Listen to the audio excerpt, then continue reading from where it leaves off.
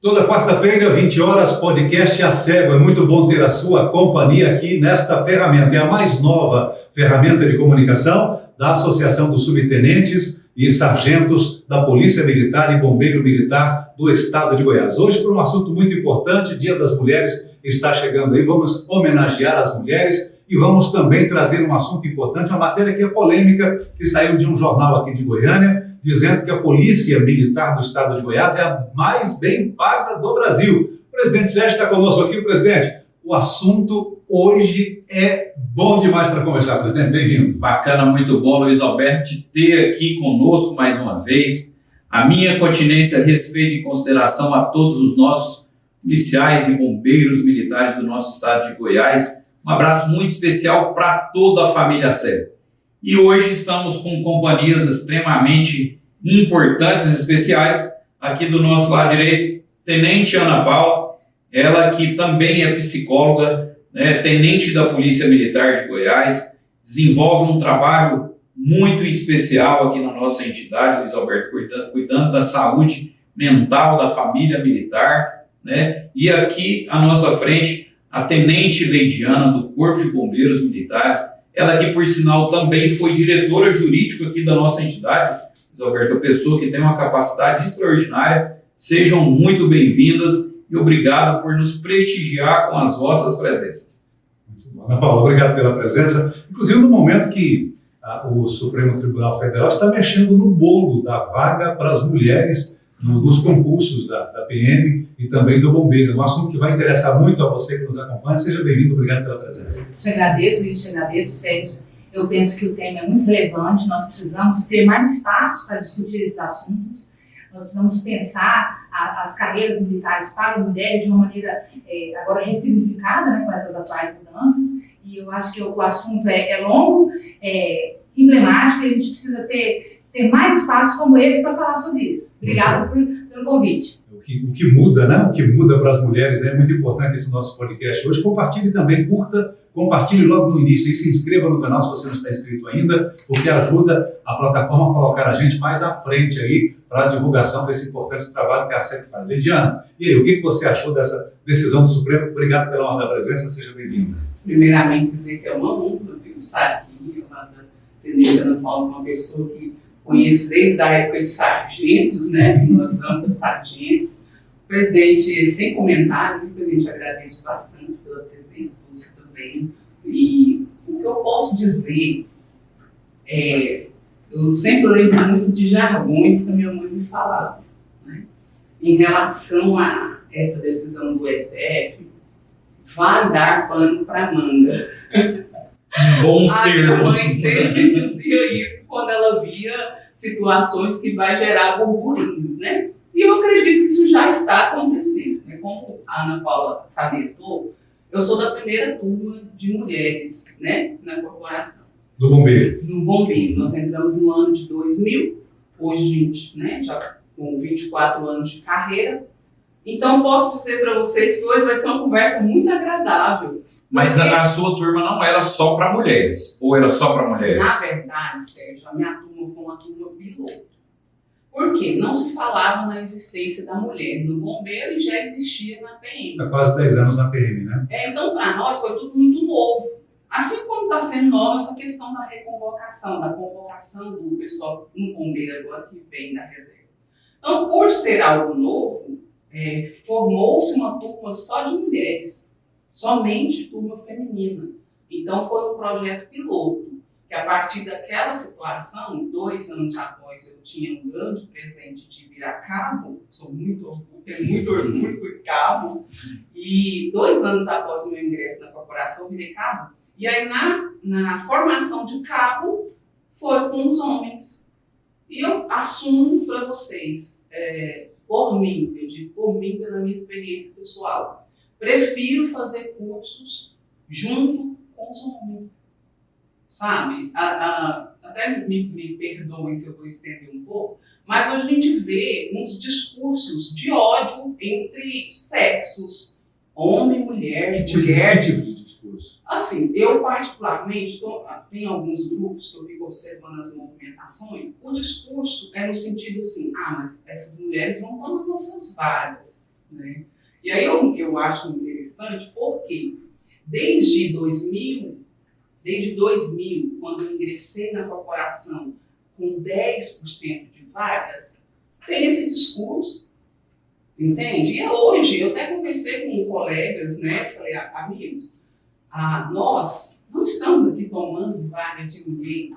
A gente está aqui ocupando a nossa vaga para a qual nós fomos qualificados. Eu, particularmente, quando ingressei na corporação, Ana Paula, eu e mais umas 5 brigamos para poder trabalhar no operacional. Porque, como era um projeto piloto, eles diziam que, não, mas aí tem que ser na função administrativa, que tem mais expertise. Nós brigamos para trabalhar no operacional. E nós trabalhamos, eu particularmente trabalhei no operacional por 11 anos, onde fiz amizades sólidas com homens, com mulheres, onde pude experimentar ocorrências em que a força física, Sérgio, é determinante para o bom êxito da ocorrência, sabe? Então eu acho que essa decisão, ela veio a somar no seguinte aspecto: vamos olhar se só 10% não está sendo pouco. Abriu para mais, né, para igual, vamos dizer, vamos disputar em quantidade igual. Mas será que realmente abrindo essas vagas para a segurança pública, para as forças indeterminada, será que ainda assim o quantitativo não vai continuar pequeno? E eu acredito, até me permite uma contribuição aqui, Tenente Leidiana, porque eu penso que é uma matéria emblemática, né, de proporções, de dimensões muito grandes, e eu vejo que ela não poderia ser tomada, essa decisão, no âmbito do Poder Judiciário, mesmo porque nós temos o Parlamento, que é exatamente para isso.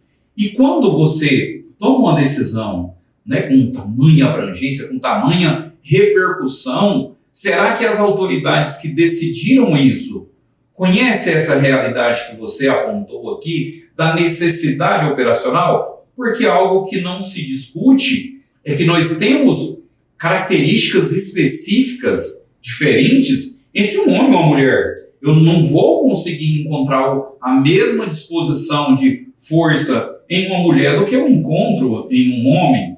Eu confesso que me resta uma preocupação muito grande, e na verdade esse é apenas mais um ponto em que o Poder Judiciário avança o sinal e toma decisões que trazem reflexo para muito além da sua capacidade. Eu acredito que nós tínhamos, e isso era uma matéria para ser debatida nos nossos parlamentos, no nosso Parlamento Nacional, Câmara Federal, Senado Federal, até para isso vir a figurar-se no nosso rol das nossas legislações. Me resta uma preocupação muito grande, inclusive comentamos um pouquinho em um podcast anterior, e eu observando ali os diversos comentários.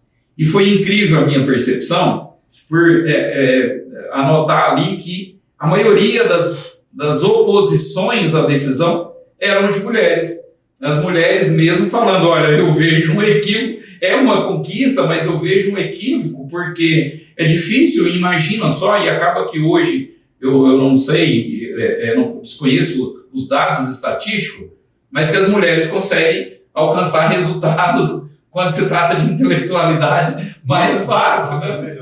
Notas melhores.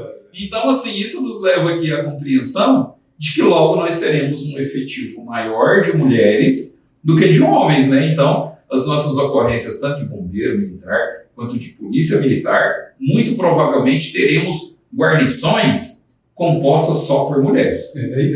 Presidente, eu acho que a gente tem condição de colocar na tela, para você entender, você que nos acompanha no podcast a fundo, que algumas explicações precisam ser dadas. Primeiro, essa matéria que foi divulgada agora, dia 24 de fevereiro, recente agora, 24 de fevereiro de 2024. Estou olhando aqui o conjugo.com.br. Supremo Tribunal Federal impede restrição de gênero em concursos para PM, Polícia Militar de Goiás, e Bombeiro Militar em Goiás também. Tá, então, a priori seria só em concurso, e essa decisão pode afetar também as nomeações. Presidente, Ana Paula, Leidiana. do jeito que foi formatada, essa decisão, ela acaba impactando os próximos concursos, os concursos que estão em andamento, inclusive aqueles que estão, por exemplo, já foram homologados e que carecem ainda de serem chamados os candidatos. Então, essa decisão impacta os próximos, os concursos vindouros, os que estão em andamento, aqueles que já foram homologados e que falta só convocar. Então, essa decisão impactaria esses concursos que já estão em andamento também. Como é que os estados, presidente, como é que os estados vão regular isso ou regulamentar isso? Por exemplo, está liberado, então não pode ter restrição de 10%, correto? Né? Não sei se o Amazonas parece que tinha 20% de restrição, né? Até recentemente, no ano passado, o concurso no Amazonas, no Rio de Janeiro, foi interrompido porque o Supremo não queria que houvesse limitação de vaga para mulheres. Como é que os estados vão, então, regular isso? Vai ser 50% homem, 50% mulher? Ou pode 60% das mulheres se inscreverem e 40% dos homens? Como é que vai ficar essa regulamentação? Porque virou um embrólio agora, né? Nós estamos com alguns concursos aqui já em fase conclusivas. Na verdade, encerrou-se ali toda a fase classificatória do concurso, né, e pendente apenas das convocações. Eu tive contato aqui, tanto com a administração da Polícia Militar quanto do Corpo de Bombeiros Militares, e a tendência das ações é que o concurso continue na configuração que foi feito. Já estava homologado. Que já estava homologado, porque eu tenho um edital que me abriu, aí nós partimos para uma outra vertente. Então, os concursos que foram realizados, que houve ali a classificação, imagina só, Luiz Alberto, que é isso que aconteceu. Luiz Alberto está concorrendo ao concurso do Corpo de Bombeiros, teve nota 7. A Ana Paula teve nota 7,5. Só que o Luiz Alberto foi classificado ali, né, será convocado para fazer o curso, porque a Ana Paula ela esbarrou no limite de 10%, que existia até então. Né? E então veio essa decisão agora do STF, e é disso que nós estamos falando. O concurso vai continuar mesmo porque gerou-se um direito.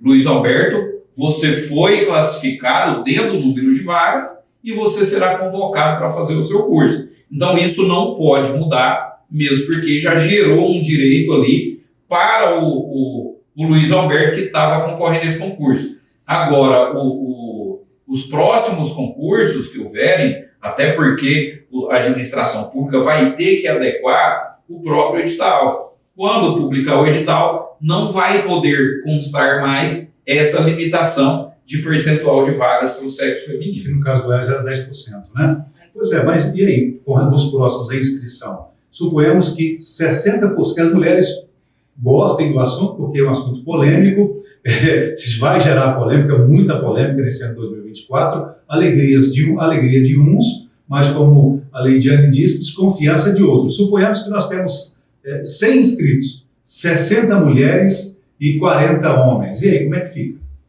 Acho que a ideia é que seja ampla concorrência, né? Que todos concorram em pé de igualdade, tanto homens quanto mulheres. E aí, o resultado final seria classificatório pela nota. E aí, se nessa classificação final nós tivermos 70% de mulheres e 40% de homens, aí vão ser 60 mulheres vão para o curso e 40 homens vão para o curso. Exatamente. Ou 80, 20, ou 90, 10. Vai depender justamente da ordem de classificação. Então, suponhamos que nós tenhamos, é um exemplo hipotético, tá, gente? O Estado vai ter que regular a gente está trabalhando aqui o imbróglio que essa decisão do Supremo, como disse aqui o presidente Sérgio, né, vai trazer para as polícias militares do Brasil inteiro.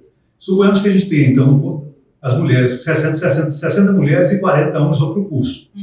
E depois, para a nomeação, nós nomear na polícia mais mulheres do que homens, como é que afetaria as nomeações? Eu penso que um dos desafios que a gente vai enfrentar e que é muito considerado é o fato de que nós temos, quando nós falamos de estatística criminal, quando a gente fala de perfil criminal, de pessoas que têm uma tendência a delinquir, nós temos um número que ele é majoritariamente masculino. Então, se nós falarmos de estatística, isso, Brasil e mundo, nós temos que mais homens cometem crimes do que mulheres. E quando nós falamos, se a gente colocar mulheres que cometeram crimes e homens que cometeram crimes, nós teremos crimes cometidos por homens sendo mais violentos. Então, por que eu trago esse assunto aqui para a gente discutir? Nós teremos, então, uma força policial composta por mulheres, tendo que lidar, tendo que administrar essas intervenções policiais que quase sempre são causadas por homens. Então, nós teremos, por exemplo, nós teremos do outro lado dessa força policial, do outro lado dessa mulher policial, nós teremos muito provavelmente, muito possivelmente, um criminoso homem. Assim como o presidente já havia ressaltado, às vezes nós vamos ter uma guarnição composta só de mulheres, ou meio a meio, por exemplo, um homem e uma mulher, ou duas mulheres e um homem, do jeito que o procedimento operacional determinar, nós teremos essa guarnição que vai atender, em 80% dos casos ou mais, ocorrências que envolvem homens na condição de delinquência. Então, esse é um ponto importante para que a gente ressalte, que a gente pense isso. É claro que se a gente for pensar a médio e longo prazo, entende-se que haverá uma mudança de cultura, né? Mas a curto prazo nós teremos um problema considerável. Porque nós não estamos falando aqui de pessoas que estejam no seu estado normal, seu estado mental normal. Nós estamos falando aqui de pessoas que estão com o estado mental alterado, que podem estar sob influência de drogas, de álcool.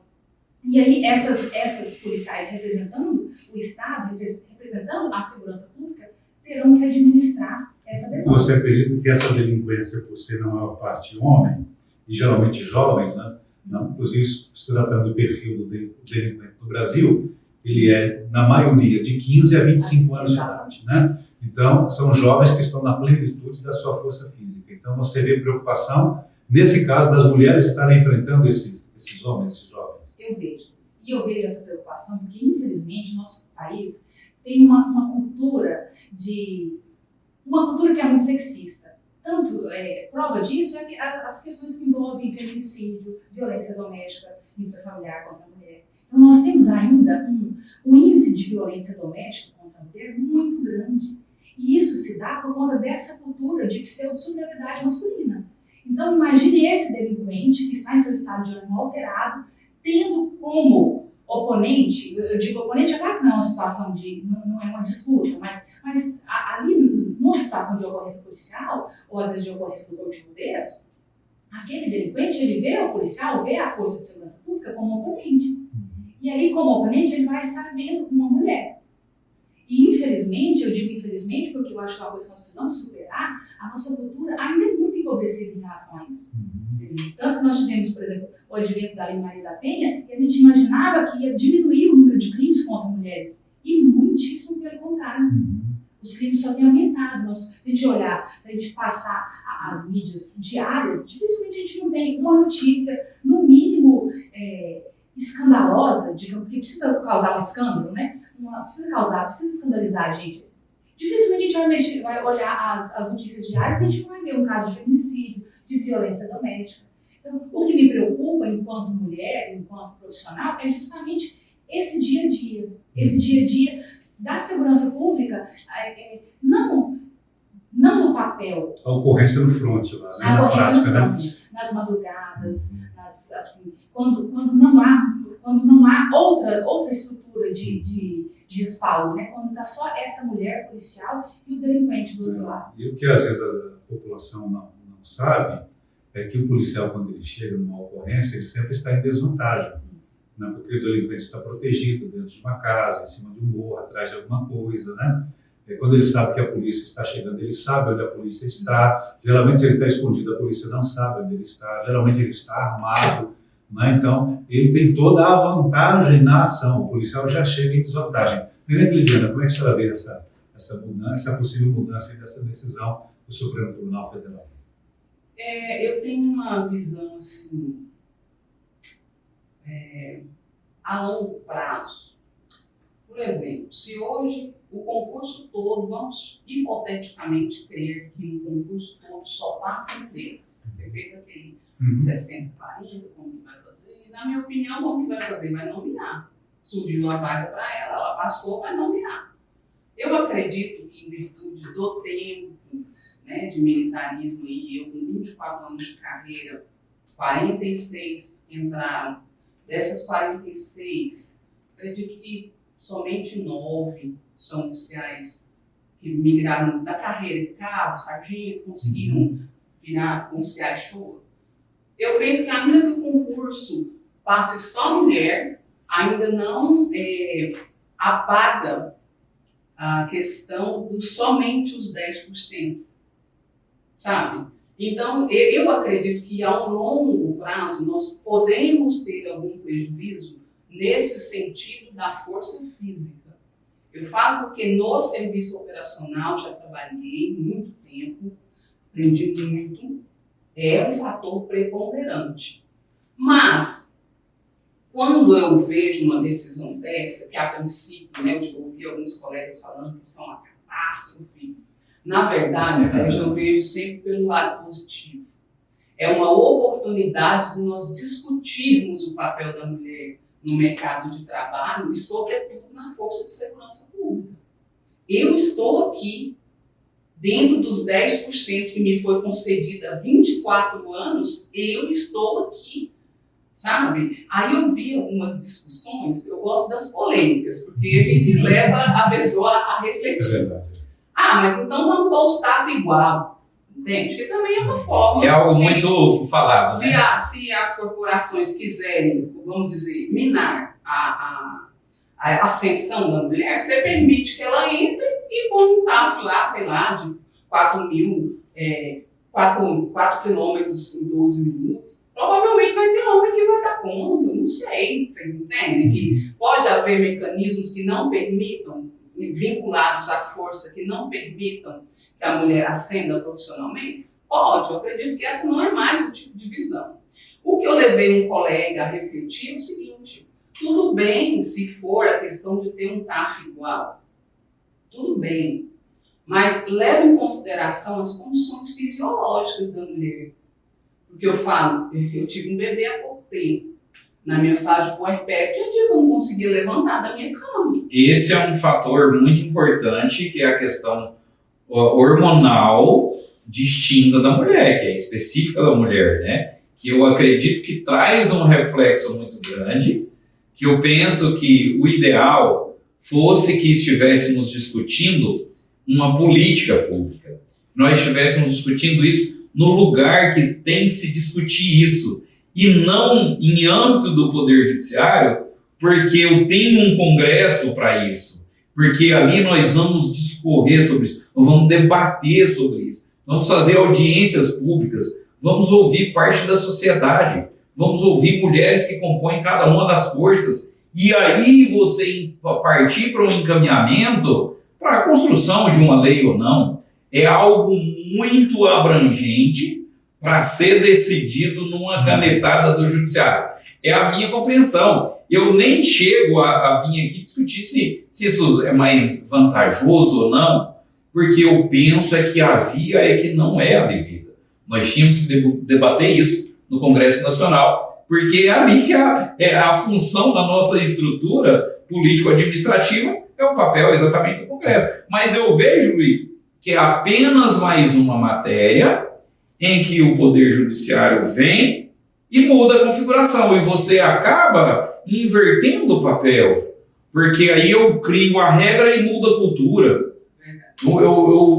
E não o contrário, né? Você força a sociedade a cumprir isso. Eu penso aqui que matéria prática, pensando aqui nas atividades de polícia militar, de bombeiro militar, vejo pelo menos a curto prazo uma preocupação na condição física de conseguir executar a missão ali sem se expor. Eu tenho que pensar a responsabilidade na segurança da mulher que está ali na viatura do Corpo de Bombeiro, da mulher que está ali na viatura da Polícia Militar, tem que ser do Estado. E eu quero saber quem que é que vai se responsabilizar para os desandos, para os resultados não esperados, ou pelo menos não desejados ou não pensados. E eu tenho convicção de que quem decidiu isso não faz ideia do que é a atividade de polícia e de bombeiro militar na ponta da linha. O presidente afirma que, segundo a Constituição Brasileira de 88,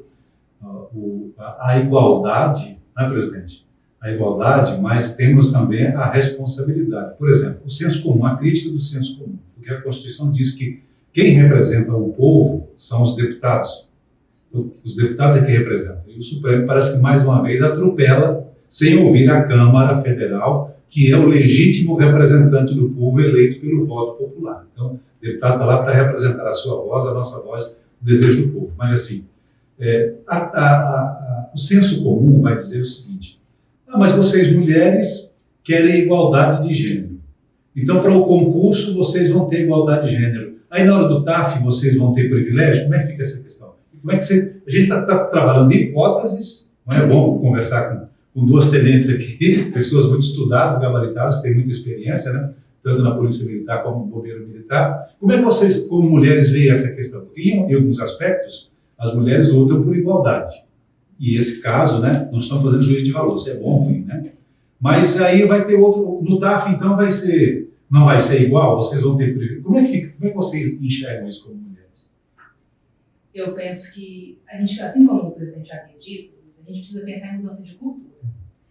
É muito fácil de estabelecer uma tabela de TAF, considerando, por exemplo, nós estamos falando de pé de igualdade, então vai ser tudo igual. Mas a gente precisa, aqui, se nós tivéssemos, às vezes, um profissional de um educador físico, às vezes diria isso com mais propriedade do que eu, mas de considerar justamente essas diferenças individuais. Por isso que eu não tenho, por exemplo, luta de boxe homem contra mulher, por isso que eu não tenho futebol feminino contra futebol masculino. Nas Olimpíadas nós não temos disputas entre sexos. Nós não temos, porque a gente não tem como a gente comparar variáveis que são diferentes. Eu só comparo quando eu tenho variáveis iguais. Eu só posso comparar desempenho, por exemplo, vamos dar um exemplo, uma corrida de 12 minutos, que é o nosso TAF padrão. Eu só posso comparar desempenho numa corrida de 12 minutos se eu tenho variáveis iguais. Por exemplo, sexo, idade. Então, eu posso comparar duas mulheres de 30 anos fazendo uma corrida de 12 minutos? Posso, mas eu não posso comparar uma mulher de 30 anos com um homem de 30 anos, porque nós temos variáveis diferentes. E é por isso que no esporte a gente não tem disputa entre sexos, justamente porque são variáveis diferentes, a gente não pode colocar isso, avaliar o desempenho de pessoas que não têm as mesmas variáveis. Então, isso já é como se a gente estivesse viciando o processo, né? Então, o processo ele já é evado de vício desde o início. Então, por isso que eu penso que essa discussão, então tem que ter TAF igual, eu acho que ela é mais separatista. Ela é mais separatista e mais sexista, é quase, não sei se a sua mãe dizia isso, Lidiana, mas é quase uma dor de cotovelo do que qualquer outra coisa.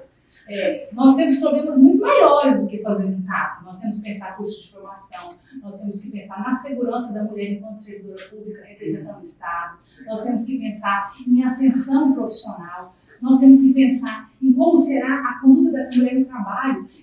Condição de trabalho, assédio. Nós vamos pensar em mil coisas. Na cultura organizacional, como é que a cultura organizacional militar, tanto bombeiro quanto PM, vai receber esse número de mulheres. Então, nós temos questões muito maiores do que essa dor de cotovelo aí de TAF. Ok, essa é a opinião da tenente Ana Paula. E a tenente Lidiana? Tá aqui quase. Eu quero falar! Mexe com a gente. Ai, Luiz Alberto. O que eu tenho para te dizer aqui, para dizer para todos, né?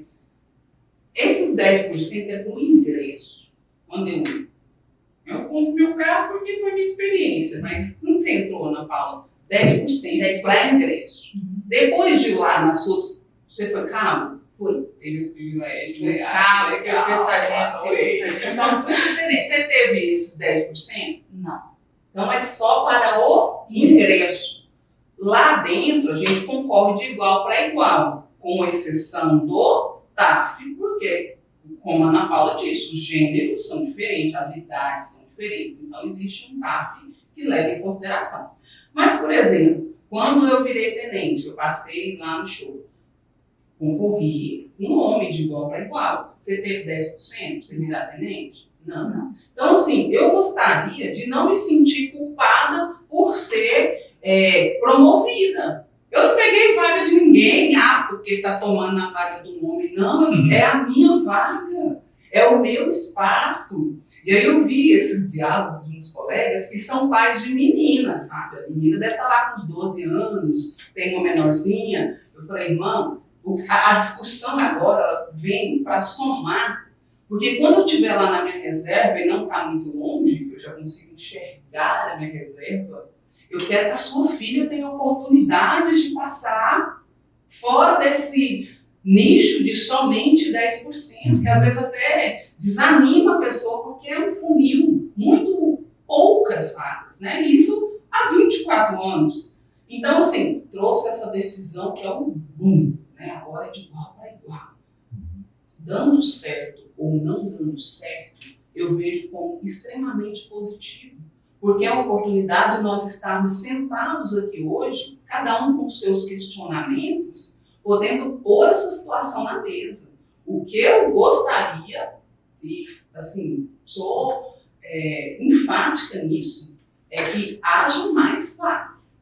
Quantidade, a gente pode até mensurar, mas eu sou favorável que tenha uma abertura maior. A Tenente Lidiana, presidente Sérgio, tocou em um ponto nevrálgico que a gente já discutiu aqui no podcast ASEG. Você quer saber mais sobre a questão de vagas, concurso público, né? Daqui a pouco a gente vai falar sobre salário também na Polícia Militar, nas Forças de Segurança, no Bombeiro Militar também.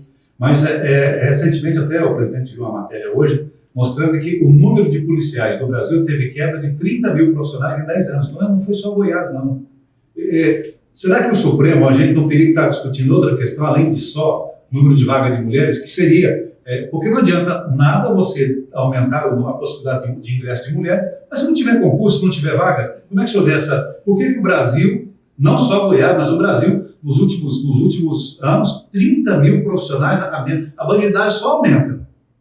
A população aumenta e a bandidagem, de igual modo, até maior ainda, né, o número da violência que cresceu nos últimos anos. Mas o número de policiais está diminuindo, presidente. Extremamente preocupante, Luiz Alberto. E isso traz um reflexo, é mais uma matéria também, que traz um reflexo muito grande aqui na vida dos indivíduos que compõem essas forças de segurança. Daqui a pouquinho vamos falar sobre a questão salarial, né, que é muito distante das matérias que foram publicadas, mas traz um reflexo direto na vida dos indivíduos. Aqui no estado de Goiás, por exemplo, que inclusive, graças a Deus e a população também comemora isso, estamos assistindo, vivenciando índices extraordinários na segurança pública e inclusive em uma contramão do efetivo, porque o efetivo de Goiás hoje, ele já teve de 15 mil homens. Hoje nós estamos na média de 11 mil homens. Então houve uma defasagem até maior do que esse índice que está apontando aqui a nível nacional. E acaba que para suprir, e não se luta, né, diminuir o efetivo vai diminuir o trabalho. Muito distante disso, pelo contrário.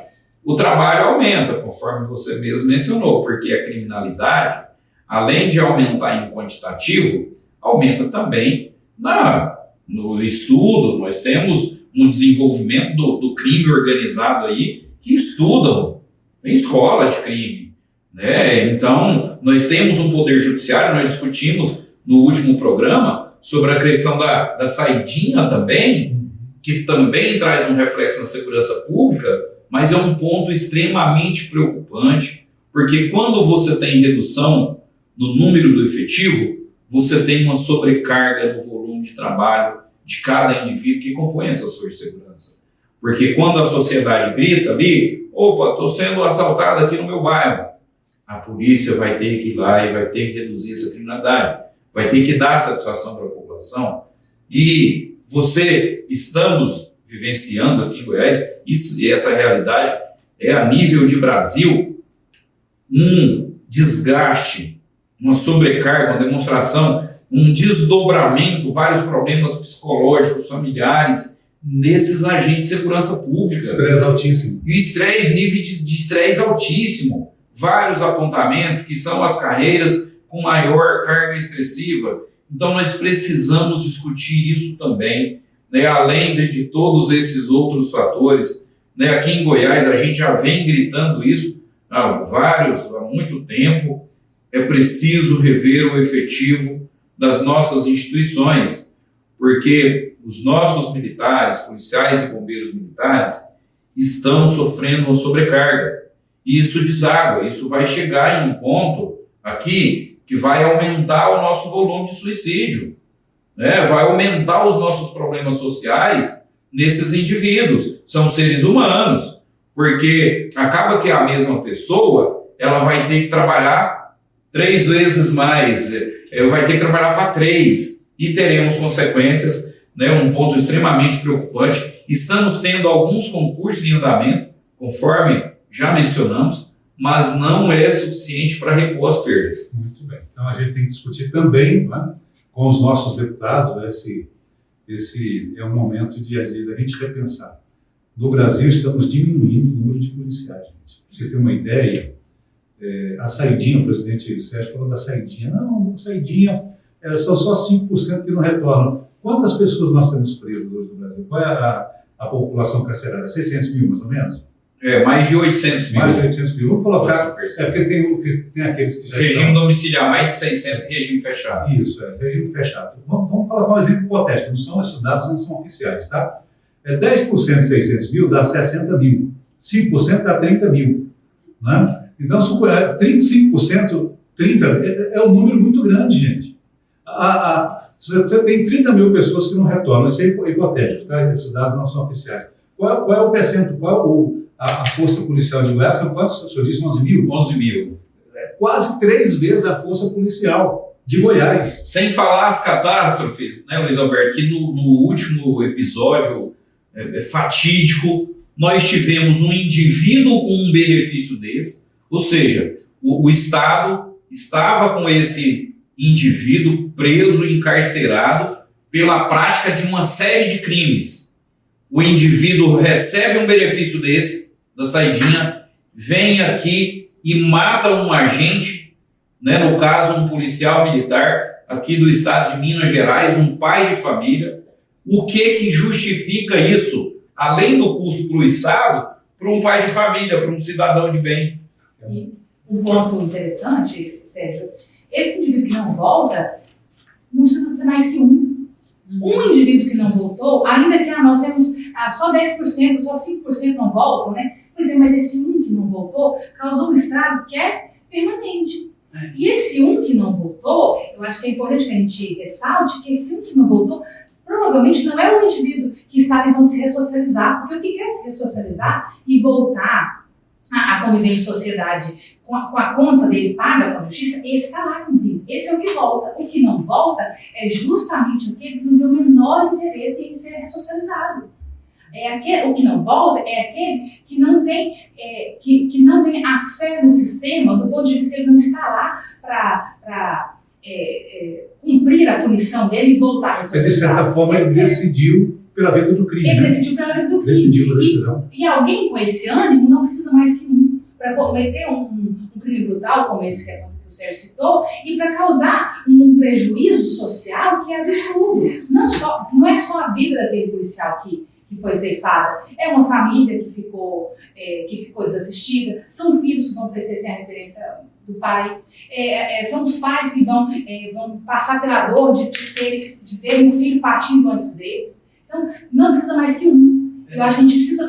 Vidas são vidas. Vidas são vidas. Não precisa mais do que uma vida para que esse prejuízo seja inadmissível. Vamos aprofundar aqui. Um outro assunto importante é a questão da remuneração do policial do estado de Goiás, matéria do jornal de hoje, inclusive. A Polícia Militar de Goiás é a mais bem remunerada no Brasil. É verdade que está nessa matéria, que a gente vai discutir esse assunto. O presidente Sérgio vai começar com esse assunto aqui. Você que está chegando agora no podcast A Cego, toda quarta-feira às 20 horas, no ar o podcast A Cego. Você que nos acompanha, curta aí, comente aí, dê a sua opinião sobre, estamos falando aqui sobre a entrada de mais mulheres na Polícia Militar, no Bombeiro Militar, o que você pensa a respeito do assunto, vai deixando o seu comentário que a nossa produção também responde, o presidente Sérgio responde você, tá? E também desse outro assunto aqui da remuneração. Então, curta, comente e compartilhe também para que mais pessoas tenham acesso aí, tá bom? Então, entre com a gente aí. Se inscreva no canal, se você não está inscrito ainda, se inscreva no canal para que, quanto mais inscrições a gente ganha, likes e compartilhamentos, a plataforma vai colocando aí o podcast A Cego mais à frente da prateleira para que a gente tenha mais visibilidade em Goiás e no Brasil também. Agradecer os nossos patrocinadores, conosco no podcast A Cego, Gráfica 7. Um abraço para os amigos da Gráfica 7, que acreditam nesse trabalho da Cego, acreditam nas forças de segurança do estado de Goiás, e a JHE Energia Solar. Energia Solar, JHE. Você pode seguir nas redes sociais, é economia para toda a vida, a instalação de uma rede de energia solar. Bom, presidente, eu vou até... a gente tem a matéria aqui, presidente, o senhor tem a matéria, se o senhor quiser colocar aí, eu vou me ater aqui. A matéria é dia 28 de fevereiro, viu, gente? De agora, é nova. 28 de fevereiro de 2024, matéria do jornalista Rafael Rodrigues. Um abraço, meu amigo, jornalista Rafael Rodrigues. Gostaria de saber onde ele pegou esses dados, porque a gente vai discutir aqui, falar algumas coisas que a matéria não pontuou, a gente vai explicar. Ele diz aqui que Estado aparece com a maior remuneração bruta para soldados, no valor de R$ 10.073. Presidente Sérgio, subtenente Sérgio, como é que o senhor viu essa matéria? Parabéns à Polícia de Goiás, a mais eficiente, mas também a mais remunerada do Brasil. Meu Deus do céu, Luiz Alberto, eu fiquei extremamente curioso sobre a fonte dessa informação do jornalista que fez essa matéria. É do jornal Hoje, não é isso? Jornal Hoje. E eu até vi outros canais também divulgando o essa Jornal matéria. Opção. Jornal Opção, mas teve outros também, né? Salvo engano, Metrópolis, algum outro jornal. E, na verdade, além de saber a fonte, eu queria também saber a motivação. Qual motivação? Porque, primeiro fator, totalmente inverdade. Ou existe uma má-fé nisso, ou um interesse secundário sobre essa matéria. Porque a realidade é totalmente distinta do que foi publicado, Luiz Alberto. Nós estamos aqui no estado de Goiás, é importante ressaltar isso. Não fosse as reposições aplicadas anterior a 2018, nós estaríamos em situação de calamidade. E eu quero abrir um parêntese aqui para trazer um comentário. Estamos assistindo com materiais básicos, alimentos, fraldas geriátricas, alguns militares que estão com condição calamitosa social. Nós estamos, Luiz Alberto, discutindo nesse exato momento agora, com o Estado de Goiás, a aplicação das reposições salariais do início da gestão do governo Ronaldo Caiado. Nós tivemos os 3 primeiros anos sem aplicação de qualquer correção. Todos nós somos sabedores que, especialmente com a pandemia, nós tivemos uma inflação descontrolada, muito além dos índices oficiais, muito além dos demonstrados pelos índices oficiais. E, para você ter uma ideia, trazendo aqui a questão matemática, o nosso soldado, inicialmente, recebe R$ 6.729 bruto. Só que os descontos aplicados, Luiz Alberto, é um outro fator muito importante. E quando o jornalista traz essa matéria, que eu acredito que é com o objetivo de fazer com que a opinião pública compreenda que os militares estão recebendo muito bem. E quando a gente vem aqui para o rendimento líquido, é pouco mais do que R$ 4.000 o soldado inicial. E nós temos algumas configurações, e é importante, todos os demais servidores públicos que recebem auxílio alimentação, auxílio transporte, não tem isso. O militar não tem isso, Luiz Alberto. Não tem o adicional de hora noturno, salubridade, periculosidade, auxílio paletó. Não tem isso. E eu estou dizendo porque nós assistimos aqui no estado de Goiás mesmo uma série de concessões de benefícios para algumas categorias, né? E um outro fator muito importante é que geralmente o militar, o policial e o bombeiro militar, ele trabalha bem distante da sua casa, porque ele tem abrangência estadual. Imagina só, recentemente, assistimos socialmente uma policial militar que morava em uma ponta de Goiânia e trabalhava na outra. Ela estava recebendo, e ela vinha de um problema familiar, os pais tinham falecido, ela estava gastando quase que toda a renda dela líquida só com o deslocamento. Então, assim, essa matéria extremamente infeliz, totalmente distante da realidade aqui do estado de Goiás. Então, Rafael, eu acredito que você se equivocou muito no levantamento dessas informações. você deve ter pegado a configuração de um militar que fez todas as horas possível de serviço extraordinário remunerado ou um 13º salário, porque a informação que você trouxe aqui, ela é totalmente contrária à realidade vivenciada aqui no estado de Goiás. E de longe, o estado de Goiás não possui o melhor salário para os militares, nem na média e nem individualmente. E todos os militares, nós temos vários estados que possuem remuneração melhores do que as aplicadas aqui no estado de Goiás, e essa é a realidade, Elizabeth. Muito bem. Informações importantes e esclarecimentos do presidente Sérgio, presidente da SEB. A gente sugere aí aos amigos do Jornal Opção que conversem aqui com o presidente. Estamos à disposição para maiores esclarecimentos, para que a verdade seja sempre divulgada. E, Luiz Alberto, até me permite, solicitamos um direito de resposta ao jornal que publicou essa matéria. Nós fazemos questão de colaborar com a informação verdadeira, realista, sincera e honesta. E nós temos condições de apresentar dados para fazer a correção dessa matéria que foi publicada. Muito bem. E o último assunto do nosso podcast A SEB, o melhor ficou por último, gente. Vem aí o podcast, vem aí o A SEB Mulher. Março está chegando, 8 de março é o Dia Internacional da Mulher, mas a SEB vai antecipar para as mulheres. Tenente Ana Paula, o que vem por aí? Bom, Luiz, eu gostaria de usar esse espaço aqui para convidar todas as mulheres, militares ou não, associadas da SEB ou não, familiares, esposas de militares, que venham prestigiar o nosso evento, a SEB Mulher, que vai ser realizado no dia 5 de março, próxima terça-feira, às 8h30, aqui no nosso salão de festas.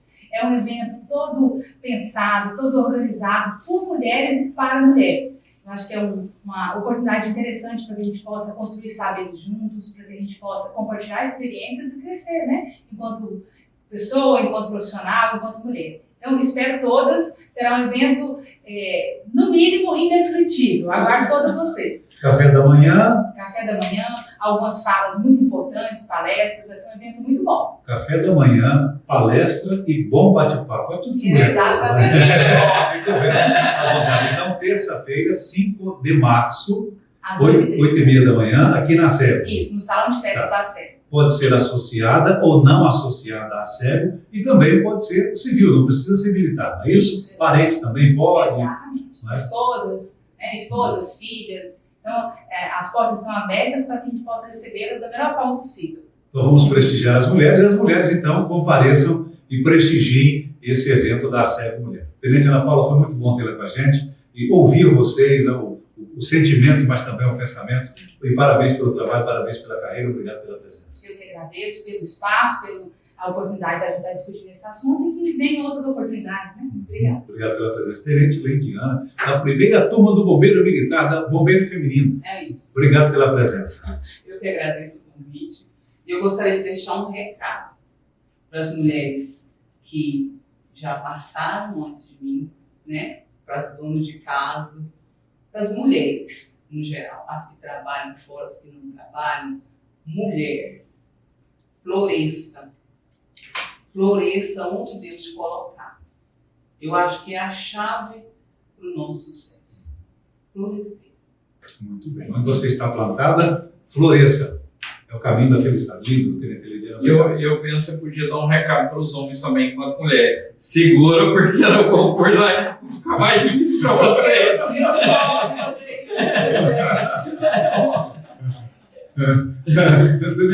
Sérgio, o recado pode ser o seguinte, que tem lugar para todo mundo, né? Só não é o mesmo lugar. Tem lugar para todo mundo, homens e mulheres, tem lugar para todo mundo nas corporações militares. Só não é o mesmo lugar, mas tem lugar para todo mundo. Muito bom. Presidente Sérgio, parabéns pelo nível dos nossos debates aqui no podcast A SEB e também pelo nível dos convidados, das convidadas. O senhor está de parabéns, show de bola. Obrigado também por estar com vocês aqui em mais um podcast. Bacana. Obrigado, Luiz Alberto, mais uma vez. Agradecer a Tenente Ana Paula pela contribuição no nosso programa aqui hoje, mas também pela contribuição aqui na nossa entidade, pela contribuição na nossa Polícia Militar. Eu não tenho a menor dúvida de que a sociedade goiana ganha muito, né, com uma militar aqui do gabarito da Tenente Ana Paula. Agradecer também a Tenente Leidiana. pelo brilhante trabalho que ela desenvolve ali no Corpo de Bombeiros Militares, né? Agradecê-la por toda a contribuição também, que a Tenente Leidiana, que ela é muito antiga, que na SEGO tem um tempão, né? Contribuiu aqui em várias funções e com a habilidade que tem, é uma das grandes responsáveis por fazer com que a nossa entidade alcançasse o patamar que ela possui hoje. Agradecer a todos vocês que nos acompanharam, que nos acompanham mais esse programa, né? Agradecer todos os militares, policiais, bombeiros militares, agradecer de forma muito especial à família SEGO e a você, associado. O meu carinho, o meu respeito e a minha continência. Tenha certeza que trabalharemos cada dia para fazer com que a nossa entidade esteja ainda melhor. O que mais interessa aos militares em Goiás ou no Brasil, nós discutimos toda semana aqui no podcast A SEGO. Curta, comente, compartilhe, se inscreva no canal e até o próximo encontro.